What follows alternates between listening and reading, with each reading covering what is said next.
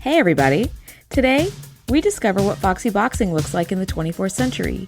We see the Jheri Curl make a sweet comeback, and we ask the question, how many groups of people can you offend in a single episode? Stick with us to find out. Welcome to the TNG Podcast, the number one place in the Alpha Quadrant to geek out about all things Star Trek: The Next Generation. I'm your co-host, Shereese. And I'm Andrea. Shereese, today we are reviewing Season 1, Episode 3, Code of Honor. This episode was written by Catherine Powers and Michael Barron and directed by Russ Mayberry. The star date is 4/1/2/35.25. And I'm just going to dive right in and say, this episode sucked. It was one of the worst episodes for me. I think it might be tied with the worst with another episode that's coming up in Season 1. But let's get into the plot really quick and then we'll dive right in. So the Enterprise arrives at the planet Ligon 2 to acquire a rare vaccine needed to combat this deadly outbreak on some other planet. Lutan, the Ligonian leader, transports up to the Enterprise to provide a sample of the vaccine, and he's really impressed by Tasha Yar's status as head of security, because this is a very patriarchal society. So, women as heads of security, that's a big deal.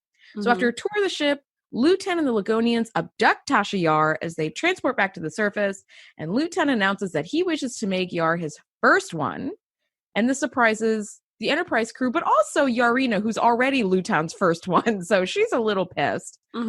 She challenges Tasha to a fight to the death to claim the position, and Picard objects to the fight. Lutan refuses to give the Enterprise the rest of the vaccine, so Yar participates in this battle to the death for the vaccine, so she has this higher purpose. So we're in some pretty deep stuff already. So I have to say, I thought I was going to be a lot more offended by this episode than I was. Don't get me wrong, I was super offended, but I've been offended by other things just a little bit more that happened in this first season. Sure. So here's the thing: this entire alien culture, they don't look very alien. They're basically just Black people with scars on their faces. And like African reminiscent garb. Yeah, well, the way that they behave is a little bit like African tribes, like a little bit of a throwback to African tribes. Right. And their dress is more Arabian. Okay, so they look kind of like they belong in Aladdin, and their homes are very Arabian as well. You're right, yeah. But then they're referred to as this part where Lutan kidnaps Yar is referred to as counting coup, where it's kind of a throwback to a Native American practice. So as a Black woman, I felt offended for everyone, for absolutely, for other African Americans, for the Arabians, Native Americans, for women. I was just like, oh, this is so bad. Yes.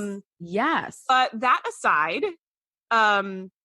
we can talk about the actual episode, but those pieces were just kind of a little bit irritating to me. Yeah. I agree. I don't know. What were your thoughts on it?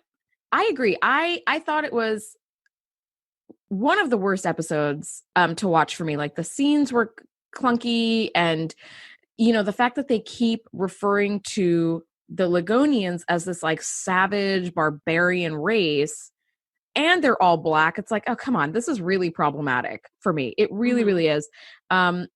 There's some interesting feedback from this episode. So Will Wheaton, who we just totally love, and played Wesley Crusher on this show, he reviewed this episode in the past, and he said that this episode is an example of the type of episode that in the first season would have resulted in the show being canceled mid-season if it hadn't been so supported by the fans and like run directly into syndication. So Star Trek already had this huge fan base, but if this had been just like a show that nobody had ever heard of, that episode right there would have just sunk the whole ship. Everything would have gone down in flames. Which is totally kind of an episode makes you want to sink a ship. Absolutely. I mean, well, let's look at where we're at here. We're 3 episodes deep into this new series. And so far, we've had that like horrible first episode that's just all over the place. Yeah. And then episode 2 where everybody was horny as hell. And then now we have the Black people are the bad guys. So I actually, in reviewing this episode or rewatching it, I was thinking like, how the hell did people keep watching? Like, how did you even tune into episode 4? Like, I wouldn't even have bothered anymore. I mean, maybe if you're just a diehard Star Trek fan from the original series, and then this show comes up, and now you have a chance to kind of relive what you loved from 20 years ago. True. Right. Maybe those people are just like, it's going to get better. It's going to turn around. It has and to. They just stuck in there with it, which is actually good because like I've said before in the show, I think the show does get better as the seasons go along. So much better. Good on them for kind of pushing through the pain. But yeah, I don't know how people made it to episode 3 or to episode 4. Like so many points. It's just like, you know what? I think I'm good. Yeah. I think I'm dead. Right. So James Hunt, who's a writer for Den of Geek, said that this episode is so racist. It seems to do its best effort to undo those important lessons the original series imparted like 25 years ago that we were supposed to have learned, that like all races can work together. We're all in this together. We're just sort of like one big universe of like-minded, whatever. Right. And this episode is like, let me just undo all of that. Like I didn't like that at all. And I think that this episode was universally hated by the cast as well. There were a lot of production holdups because they sort of refused to film some of the scenes, which I think is fair. One of the other things that you sort of touched on is how it seemed like this African culture was like the bad guys or like the savages, which again, very problematic. But I think one of the workarounds that the writers tried to do is that they had the Ligonians follow the strict custom of standards that were similar in ancient China. So the men rule the culture, but the land and the wealth is controlled by the women, which I did not know about. But I was I noticed that as well. They said, you guys are very similar to another culture that was on ancient Earth. And they gave them that horse. And they were like, this is from the Shin dynasty, which is Mulan times. Is it? Yeah. Oh, I did not know that. Mulan is not a real story, but it was it was like a fable told at the time, and it takes place around that same era. And so I was a little bit confused because I was like, all right, so they're African and Arabian and sort of like Chinese, but also like Native Americans. Right. But all of those people are savages. Like that's kind of the moral of the story, right? It's all like minorities. And they're all savages. They're all, and they were kept referring to them as like, there was this kind of us versus them, right? Where the Ligonians are like, we are so civilized. We have simple ways, but they're deep rooted in our culture, right? And then you've got the Federation that are just like, I can't believe that the way they behave. We're so much more civilized. And, it was just kind of like.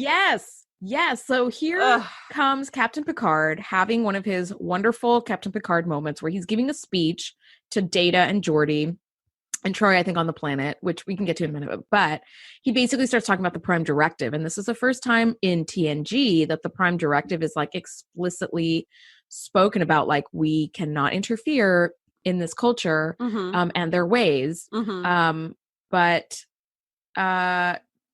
don't really know where to go with that. Like the Prime Directive is talked about, but I mean, it was in this kind of like hot mess of a moment of a hot mess of a episode.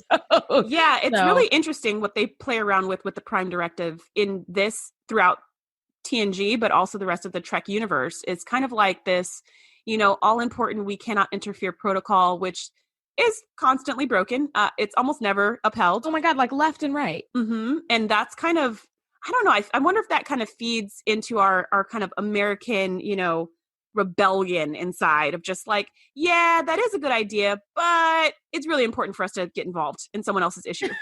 You know what I mean? I feel like it's kind of that piece where you're like, yeah, we should just like walk away. We shouldn't be the world's police, but someo's got to do something about that and we should get involved. Right? You know what? That is America to a T. Like this kind of, as much as I, love my life and I love where I live and like there is very much this like imperialist, like, oh, I don't really like what's going on in this corner of the world, but we're going to get involved anyway. It's like, okay, so Prime Directive and then ignored. Like that's very much Starfleet. Very much. Yeah, it's kind of like a suggestion, a very strong suggestion. Yes. Like the speed limit. Strong suggestion. Absolutely. All right. So do you want to dive into this episode a little bit more, Shereese? Yeah, I do. So when Lutan beams onto the ship and they have the like carpet that they roll out, it was very, very reminiscent of Coming to America. Oh my God, yes. Wow. And then I thought, did they steal this from Coming to America? But I don't think they did. But it was that same kind of a throwback to an African society or culture that they're trying to kind of pay homage to. Although really they're just insulting. So I don't know if you could say pay homage because that usually means like a good thing. So I don't know. But anyways, So they do that. And I'm like, okay. And then when Yara's in the holodeck and she's like, let me show you about, Aikido and how it goes or whatever. And she puts on the robe, which I thought was hilarious. I was just because like, you're already basically wearing a yoga outfit in your Starfleet uniform. Like, you're good, girl. Yeah. Or if that outfit is super tight, which we talked about in a previous episode, putting on a robe is not going to help you. Like, that's just not going to be a fun thing to fight in. Like, the robe has nothing to do with you being good at Aikido. So I don't know. That was just funny. She does kick ass in like a very milquetoast like display of her like prowess. So it's like this holodeck version, and then Luten's guy is like, let me take a crack at it, and then he gets his ass handed to him very quickly. So which was his second time in the episode within the first 5 minutes. He's supposed to be the second in command, the strongest or whatever. He's like the chief of security, and you suck at your one thing you're supposed to do, which is to be able to beat people up. You suck at it. That's all you need to do. That's really it. So, yeah, Luten, I would really rethink your like employment structure because you're hiring people who are not effective at their job. I'm just going to put that out there. Yeah, Luten's just a weirdo though. So really, I mean, who cares what he does? So then, moving on. I mean, I don't even know how deep we can get into this because you guys heard the plot. That's pretty much it. That's the show. That's what happens. They have a fight. There's a fight to the death. I will say though, vaccine badly. Yes. I will say though, when they do the fight, they do it kind of like a boxing ring. For those of you who haven't seen it yet, like a boxing ring made out of super cool lights, so it looks a little futuristic. And they have all these weapons for them to choose from. And what I found interesting was that the analysis of the weapons that Geordi and Data gave were that they were all lightweight and tipped in poison, and that they seemed to be designed for women. And I was like, interesting. So this whole battle to the death thing is something that the men like to have the women do. It's kind of like their version of foxy boxing, but someone dies. Even though the second in command was kind of like, it's unheard of for a woman to challenge another, somebody else or whatever, but all the weapons were designed for women. So I'm kind of like, so somebody's not being honest here, or that line was specifically written to sound intriguing, but came out of nowhere. So or let's stay in the universe. Let's give them the benefit of the doubt. Maybe it's because he was secretly in love with her and didn't want her to fight, and maybe that's why he was like, no, don't. We shouldn't have a fight to the death. That's crazy. There you go. So you've heard it here first, listeners. We've decided what actually was going on here was Luten's sucky second in command might have had a little crush on Yarina, Luten's first one, and maybe didn't want her to fight. So, okay, can I talk about Yarina for a second? Because this is the best Rick James hair ever. It's pretty just ever. I mean, there's like sheen in it. By the way, her costume. She's got a Jheri Curl, people. Oh my God, it's so good. Well, I'm posting some pictures up of Yarina's amazing battle costume. Yes. Up on our website. So good. I put that in my notes. TNGpodcast.com. Yeah, check it out. It is just to give our listeners who maybe are going to skip this very problematic episode a little glimpse, which we sort of recommend.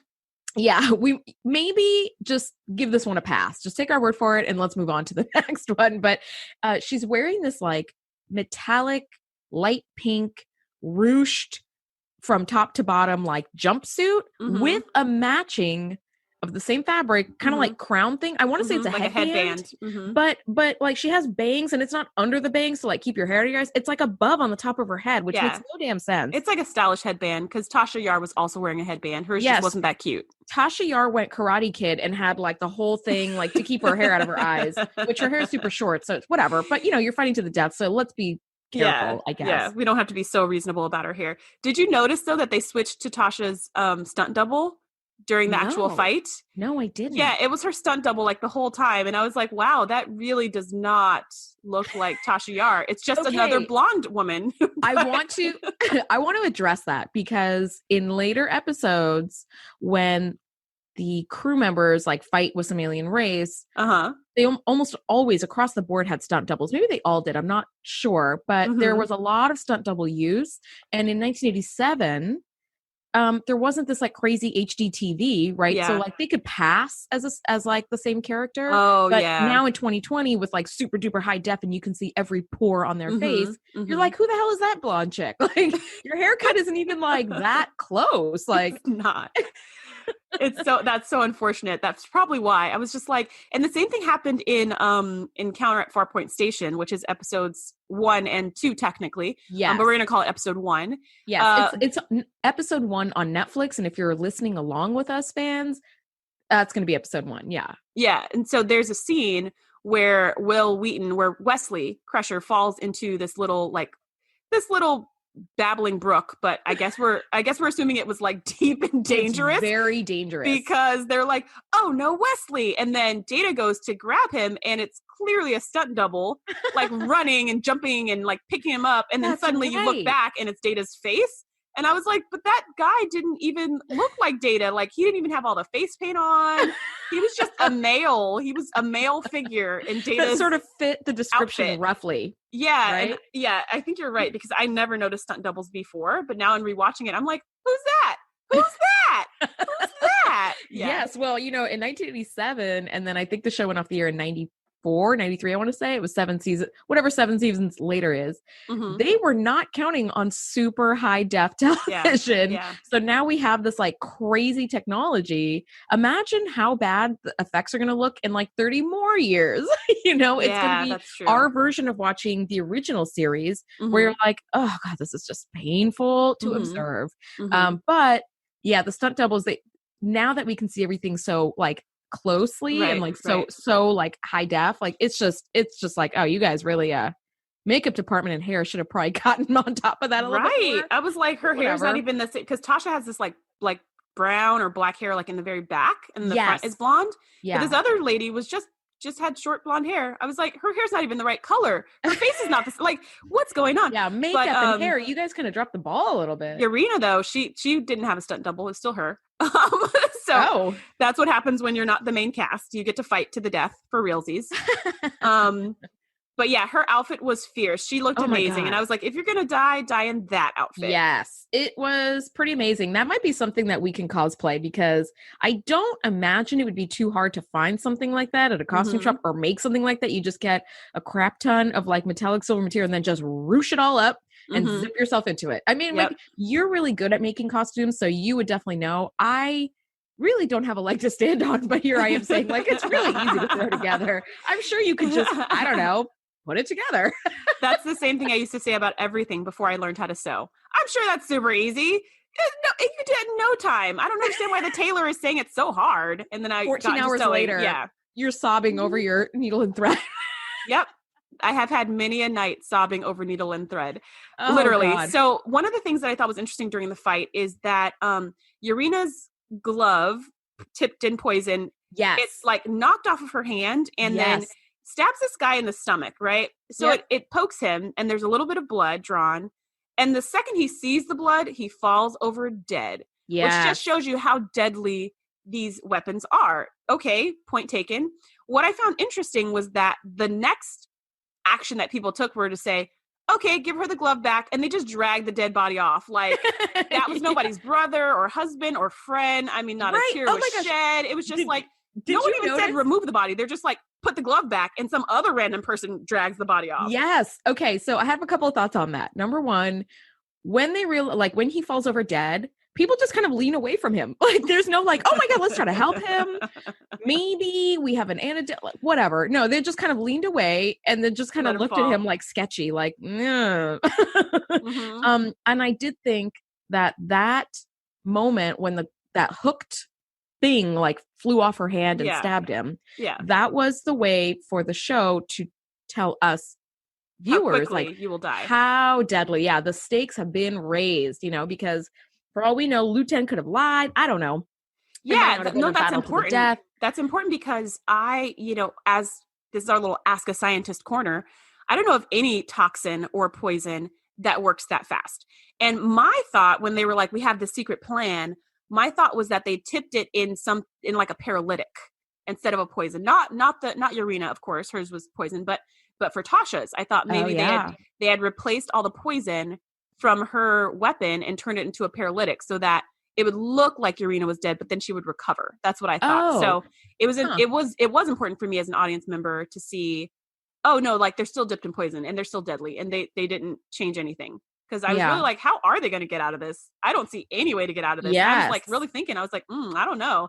Everyone's advice was just kind of like, they also set that stage. They said, Counselor Troy is down on the planet with Captain Picard, and he is basically seeking her counsel and saying, is there any sort of way out of this? And she goes, without the vaccine, no, there's no way. And meanwhile, Dr. Crusher is, sweating bullets up on the Enterprise because she keeps getting reports from this other planet that this, illness has gotten out of control. It's like an absolute pandemic. People are dying in the millions. So the pressure is on for Tasha to accept this fight and, kind of go all the way to completion with it because she's Starfleet, has a higher purpose than this like savage race who is just fighting for love, which plus she's a fighter, right? She wanted to fight because she wanted to win. She's a total hothead. Part of it was I'm fighting for the virus, but part of it was I just like to fight. And then the other part of it was like, ooh, he likes me. So there was kind of a couple different mixed motives going on for Tasha, but the one she claimed was the motivating factor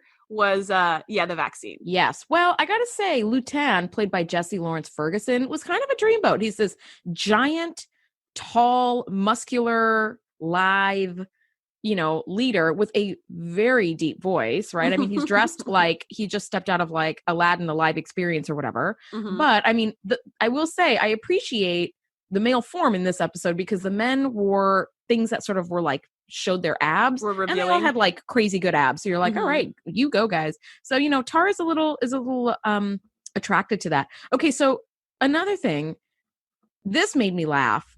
While down on the planet, so the Enterprise has learned the little that they know about the Ligonians is that they have this very strict code of honor and you shall not cross that because then all trade is off, all whatever, like, honor will not be satisfied.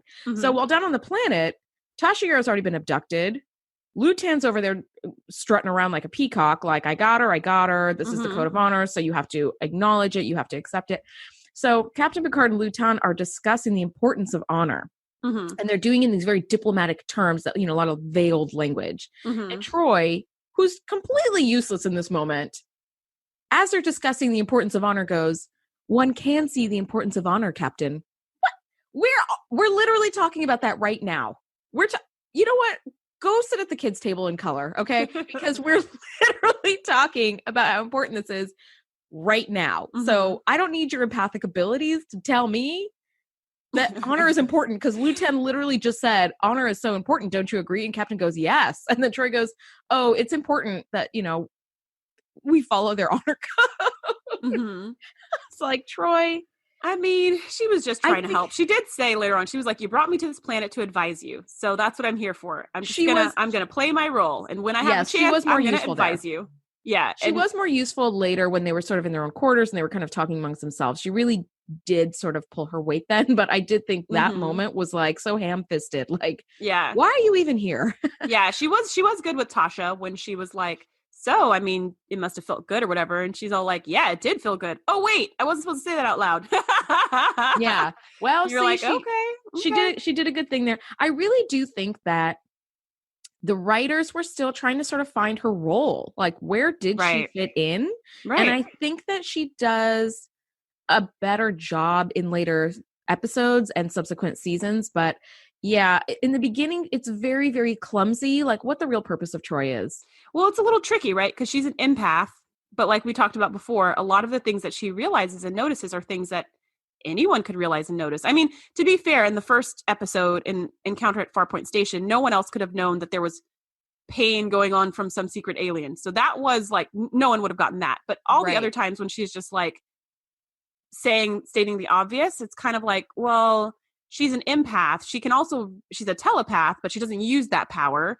And she's an empath, but she doesn't want to be too invasive as a character, right? So she can only feel little subtle things. And so it's really hard to find a place for her. And she's a counselor, which actually does make sense because you're like, well, that's perfect for her working with her patients. But in these earlier episodes, she never works with patients. Yeah. You don't see that. And so I think that's one of the ways they develop her character in later seasons where she's actually meeting with patients and you see her using her, not really her empathic ability, but just her skills as a counselor. She's just a very good like psychotherapist. Yeah.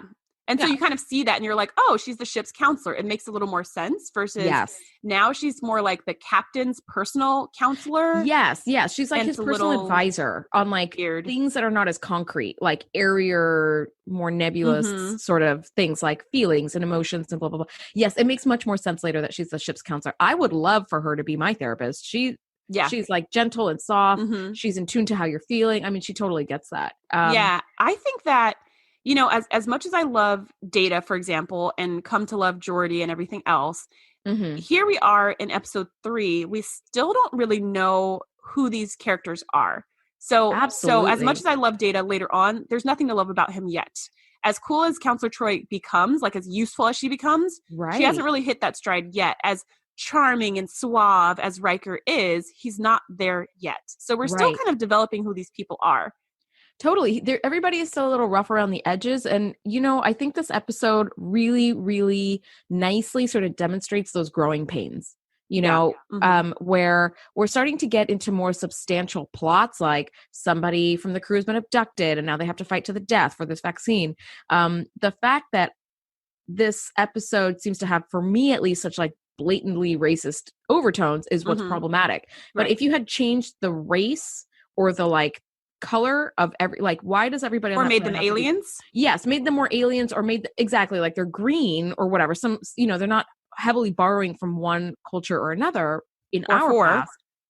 Or 4, right? Then it would have just been kind of like a cheesy episode, but it would have been good. Like the plot itself, I think, was actually good. If you would have made all of the characters one color or one whatever, really would have been that bad, I think. We're getting into more like The Naked Now, which is the previous episode. And if you guys haven't listened to our review on that one, definitely check it out. That for me was like, all of a sudden everybody's horny. Like, what the hell is going on? Like this one, I just don't like how racist it is. Right. But the rest of the plot is actually pretty good. I like Captain Picard in this episode. He's great. Like he's firm about how like uncool it is that Yar has been abducted, but he's so like smoothly diplomatic. Like you really start to see his strengths in like as a cerebral captain. Like Tasha Yar and Worf, they're freaking hotheads. They just immediately are running to phasers and setting the phasers to kill. Immediately. Right? And also very American, I have to say. Oh my God, that's also totally. kind of an American thing, right? Whenever I watch these crime shows, which I love crime shows, whenever I watch these crime shows on like the BBC, they're always like the cops are never armed. I don't know if this is true in England, and if you live in England, please let us know. But on TV, it's like the cops are never armed, and they have to literally call in an armed response. They have to be like, all right, let's bring somebody with a weapon because I think we might need one. But Americans, if you see our crime dramas, they kick the door down with a gun in their hand.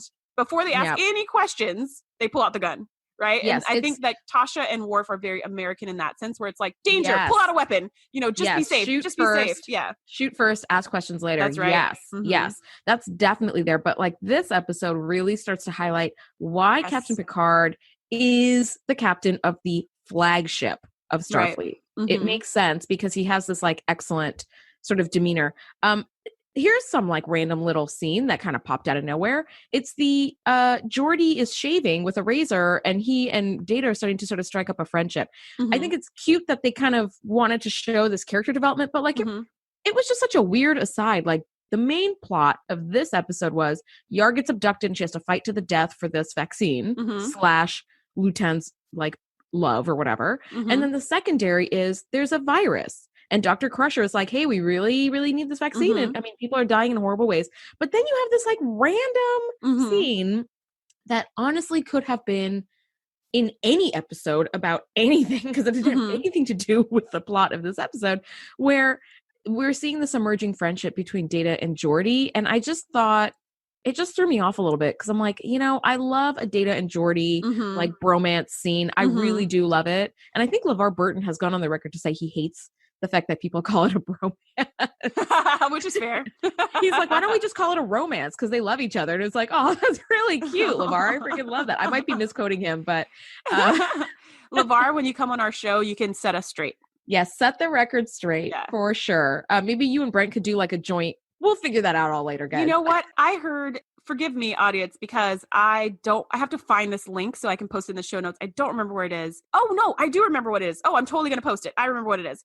It was it was an interview with just LeVar Burton on Chase Jarvis's show. And he was talking about his wedding, and a lot of the cast members were like his groomsmen. And I just thought that was so heartwarming, and I just loved it. And you could tell that Chase Jarvis, he's amazing. He's an amazing entrepreneur and educator and artist. But he's not a Star Trek fan, because you could tell in the interview, he's just like, so how long did you play, Georgie? And I was like, Georgie? I was like, get out of here. No. Give me the microphone. Let me ask the questions. Like, but so when he was saying I had this person and this person at my wedding, Chase was just kind of like, blink, blink. Like, I don't know who those people are. And I was like, oh my gosh, he was his wedding. Yeah. So anyways, I think that's really sweet. I think one of the reasons why they put this in the episode was in the TNG Bible, which you guys can get on our website at the TNG website, podcast.com. Yeah. In the TNG Bible, which is the writer's guide that Gene Roddenberry wrote about the show and the characters and the plot and all that stuff, he specifically wrote that Data and Geordi would be friends. And that because Geordi has an understanding and appreciation of tech, that he would accept Data right away as a friend with no reservations. I like that. I did not catch that in the TNG Bible. Yeah. And then Data, he said multiple times in that one random shaving scene, he kept saying, my friend, my friend, my friend. I don't think he said Geordi once, right? He was like, why are you doing this, my friend? Why not do that, my friend? Oh, it's so great, my friend. Like, he's like, was really repeating that, which I don't think he does again, which is good because it's weird. But I think that's what they were kind of trying to bring out. So there's some friendships that Gene Roddenberry had already envisioned to happen on the show. I think that one really rolls out really nicely. There's some other friendships that I just, I'm like, I don't think that really worked out. Like, for example, Tasha Yar and Wesley Crusher are supposed to be great friends in the show. Which to me doesn't make any intuitive sense. I mean, it doesn't. He's this like anxious, very anxious to please, excited tech genius, right? But he's 15 or something along those lines. Yeah. And Tasha Yar has already kind of shined a light on her past, that she came from this like very vicious colony where everybody is like, rape gangs are following you and everything, it's complete anarchy. And she was abandoned by 5 and she had to fend for herself, like literally in just like the jungle or something. So I wonder if what the writers were trying to hint at is that Tasha has this like damaged past, but she can be like very maternal, but the rest of the show, she's just kind of a hothead. Yeah. And she's the first person to go kicking people and dropping that phaser. That's like her reflex, right? Is like she's as angry as a Klingon, but that's not because it's part of her quote unquote culture. It's just because of her upbringing made her so rough and tumble. I think what Gene was trying to go for, as far as what it says in the what I'm like interpreting from the TNG Bible, is that she sees Wesley as like the ideal youth, like her youth that was lost, right? Like if she could go back, she would have loved to be like, something like him. And so she kind of wants to kind of like protect him, nurture that, and like protect him from the vicious things that she's gone through. And there is a scene, not in this episode, but in a coming episode, where they do have this really long heart to heart about, right choices and wrong choices for young adults to make. Right. So I remember that. I think I could see where they were trying to really bring that friendship out. I just don't know if I ever saw that chemistry happening on screen, like it was kind of envisioned. But I did see it with Data and Geordi. I did see that friendship totally blossom. Yes. That the Tasha Yar and Wesley Crusher dynamic seemed a little bit forced. But for those of you who know, and maybe spoiler, like Denise Crosby did end up leaving the show like later in the first season. So we didn't get to actually see a lot of scenes with Tasha Yar because she wasn't around that long. So it's much more organic with Data and with Geordi. And I do love to see when they interact, it kind of feels really familiar. And I love that Geordi has become, like, for Data at least, like the de facto expert on human behavior. Yes, like he's his closest friend, even though, as an android, you don't have feelings, but he trusts Geordi and can ask him these questions that like he may not ask other people. Like he's kind of like shotgun spraying questions about humanity around the Enterprise, just kind of to everyone. But he really confides in Geordi, which I think is really sweet. And LeVar Burton did say that Brent Spiner, who plays Data, was his like best man at his wedding, and like Captain Picard was there. I mean, not as, Right. but like all the actors. Sir Patrick Stewart. Yes, Patrick Stewart. Thank you. I would have loved to see a picture of Me Patrick Stewart too. as Captain Picard in Starfleet uniform at this wedding. Everybody else is dressed like a regular wedding, and he's there like. What if he officiated in that uniform? That'd be pretty Oh my epic. God, that would have been like the best thing ever. Anyway, all right. So back onto the rest of this scene. So Tasha and Yarina have this big dramatic fight, and Tasha hits Yarina and then throws herself on top of Yarina's body, and they're beamed to the Enterprise. Mhm. And Dr. Crusher like revives her because the poison seemed to have killed her. So this is interesting. Yarina's dying frees her from her marriage or her Right. From her marriage. partnership or whatever. Yeah, from Lutan. So it's sort of this like death till death do us part kind of thing. Right. Right. And so now the terms of the duel are satisfied. The Enterprise can beam the vaccine aboard. And then they've got this gotcha moment, which I think is so delicious at the end, where Yarina comes prancing out in her amazing metallic pink ruched thing like that she's wearing and her matching headband, which again, we're going to post those pictures up. So check it out at the tngpodcast.com under the honor code episode. And she has officially lost the challenge. So now she's free from her marriage vows. And Lutan's head of security, who sucks at his job, but has been harboring apparently feelings for Yarina this whole time. During the duel, he goes, "Watch out, Yarina," or whatever he says. Yeah. I don't know if you caught this, but during the battle, I totally caught that. Lutan gave him some nasty side eye, like gave him some serious side eye because he was all like, "Watch out, be careful," and he's looking over like, excuse me, I'm trying to have her die so I could take all her land. Right? Why are you rooting for her? Also, she's mine. She's my first one. Yeah, why are you rooting for my first one? Right? But the real question is, why weren't you rooting for her? Absolutely. Yeah. So Yarina takes his like really cheesy as crap, like sapphire or ruby or whatever that thing is that Lutan was wearing, which was obviously affixed with Velcro, and like unvelcros it and pops it on the head of security, who now becomes the chief of this entire planet and gets all of Yarina's like wealth and land. And then Lutan, who's been very proud and generally been acting like just a jackass this entire episode, now ends up becoming like Yarina. Yarina takes him as like her second one or whatever. Yeah. So she's like, now you have to do the laundry and all that shit. Like, yeah. Like that. What I like about that scene too is that like she legitimately loved her first one. She really, she was willing to fight for him. She was willing to fight for their partnership, their union. Like she was like to the death because she like legitimately loved him. And then when she realized like, oh, but he doesn't love me back. He just wants me for my land and my wealth. She was just like, well, whatever. Like I died. That dissolved the union. We're done with that. Like I'm moving on. And then she asks Tasha, she's just like, do you want him? Like if you want him, you could have him because I'm done with him. And Tasha's, hesitantly says no, which shows she still has feelings for this psychopath.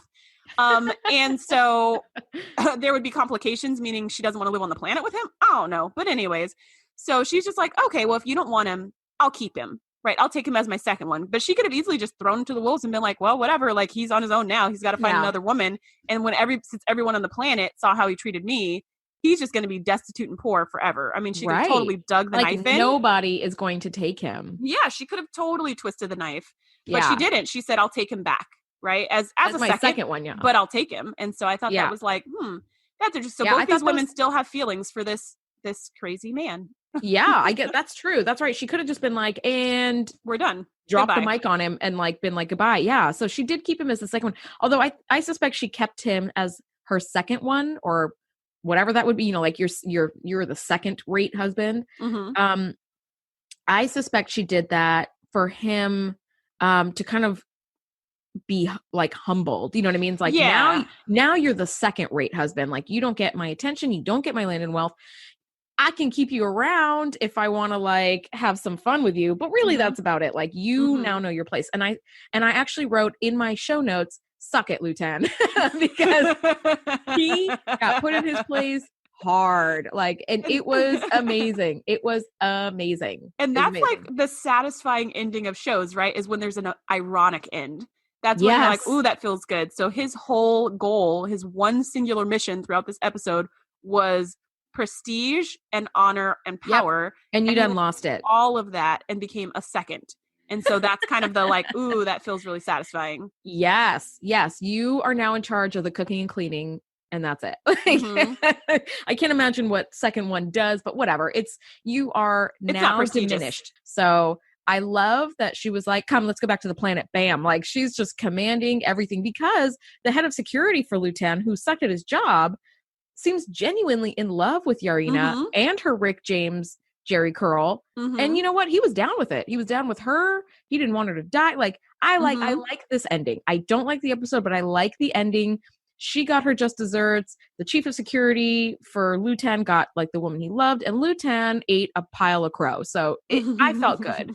And you know, as a scientist, this planet got the vaccine. So cool. Everybody wins. Right. Everybody wins. And Tasha, you know, she gets her ego kind of pumped up a little because this big strapping man with a deep voice and a psychopathic tendency took a shine to her. So right. All's well that ends well.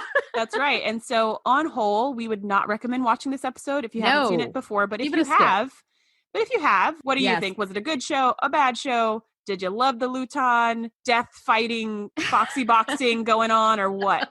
Let us know. So send us an email at info@thetngpodcast.com. You know, let us know what you think about it. I think we've really like put a bow on the end of this very cringy episode, but check in with us next week when we talk about season 1, episode 4, The Last Outpost. That one's better. So we look forward to seeing you guys next week. See you next time. Bye. Thanks for geeking out with us. Be sure to join the crew at thetngpodcast.com to be the first to know when we do our live shows or host events exclusively for our members. We'll see you next time.